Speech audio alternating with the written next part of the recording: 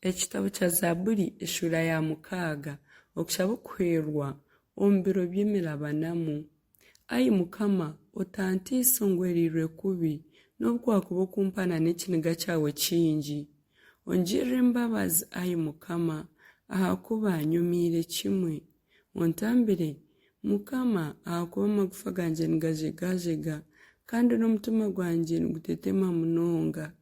Bitu iwe, Ai Mukama, oriyandeka okwisitya ryari? Ai Mukama, garuka ojune amagara gange, ongyeze ahabw'embabazi zaawe. Ahakuba ofiire abatakikwijuka, nooha orikubaasa kuhimbisa z'okuzimu. Okusinda kunkabize, buri kironderera aha kitabo kyange, ekitanda kyange nkijubya n'amarra. Amiisho gampwerire ahabw'amaganya, gakambire ahabw'abazigu bange boona. Imwe mwene enkozi z'ebimu ndugyeho, ahakuba Mukama ahuriire iraka ry'okurira kwange. Mukama ahuriire okweshengyeza kwange. Mukama nahikiriza okushaba kwange. Abazigu bange boona baryakwatwa enshoni, bateteme munonga, baryagaruka enyuma, bahemuke omuri ako kaanya.